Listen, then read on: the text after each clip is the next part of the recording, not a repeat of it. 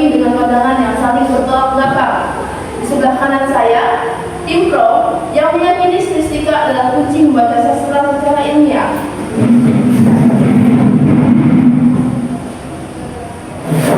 Dan di sebelah kiri, tim kontra yang menilai stilistika terlalu sempit dan berbahaya jika dianggap paling unggul.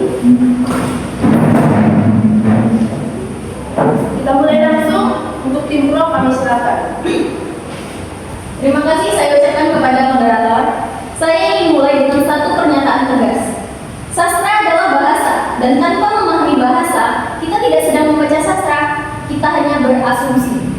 Selama ini, kritik sastra sering terjebak pada kalimat menurut saya merasa, atau bagi saya maknanya. Pertanyaannya, di mana pijakan ilmiahnya? Stilistika hadir untuk menghentikan kekacauan itu. Ia memaksa kita kembali ke teks, ke kata, kalimat, ke bunyi, dan ke struktur. Bukan ke perasaan pembaca, bukan ke spekulasi liar.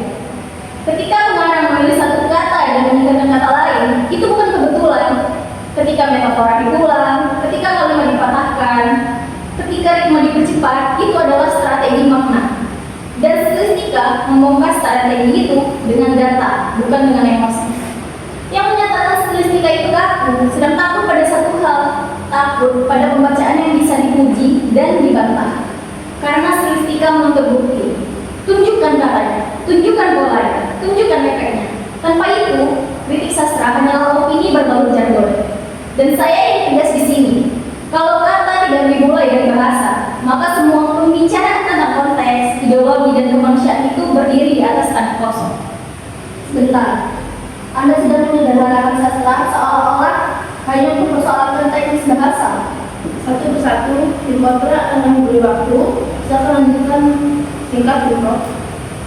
Justru sebaliknya, bahasa adalah pintu masuk kemanusiaan dalam sastra. Tanpa membuka pintu itu, Anda tidak sedang membaca sastra, tetapi Anda sedang menebak kembang. Ketika stilistika dijadikan pusat sastra, direduksi menjadi rumus dan skema, bagaimana dengan penderitaan sejarah, bagaimana dengan trauma sosial, bagaimana dengan pengalaman hidup yang tidak selalu bisa dijelaskan oleh struktur bahasa. Stilistika mungkin rapi, tapi sastra tidak selalu rapi. Tidak ada yang menyangkal sejarah atau pengalaman. Tapi pertanyaannya cukup sederhana. Melalui apa pengalaman itu disampaikan? Jawabannya tetap sama, yaitu bahasa. Tanpa bahasa, sejarah tidak bisa diceritakan. Tanpa bahasa, trauma tidak bisa dituliskan. Stilistika tidak menghapus kemanusiaan. Ia menjelaskan bagaimana kemanusiaan itu bekerja di dalam teks. Tapi ketika Anda memusatkan perhatian pada bahasa, Anda menyingkirkan pembaca. Makna tidak hanya lahir dari teks, tapi juga dari pengalaman pembaca. Kami tidak menyingkirkan pembaca. Kami hanya menolak pembaca yang tidak bisa dipertanggungjawabkan. Pembaca bebas menafsirkan, tetapi tafsir harus berangkat dari teks, bukan menggantikan teks. Kalian menjadikan teks pusat sekali. Karena teks lain kita baca. Sastra bukanlah laboratorium, dan sastra juga bukan curahan perasaan tanpa batas. Tunggu sebentar, kita jaga ritme sejenak, jangan saling emosi. Ya, jika stilistika seobjektif yang Anda baik, mengapa hasil analisis stilistika bisa berbeda antara peneliti? Bukankah penentuan yang dominan tetap subjektif, dan ketika membaca dari latar sosial berbeda, menangkap makna berbeda, apakah stilistika menjelaskan perbedaan itu? Atau justru menutupinya? Perbedaan bukan kegagalan. Perbedaan justru menunjukkan kompleksitas bahasa. Namun stilistika memberi batas agar tafsir tetap ilmiah. Tanpa batas, kritik sastra berubah menjadi klaim bebas tanpa kontrol.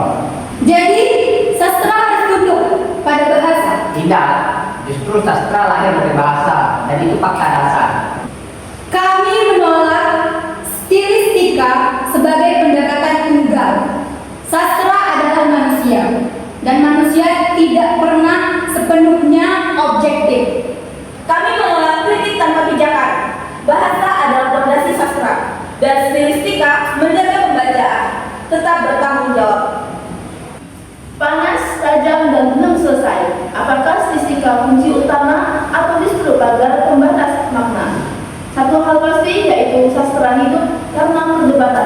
Saya selaku moderator mengucapkan terima kasih kepada dua tim atas partisipasi debat siang ini.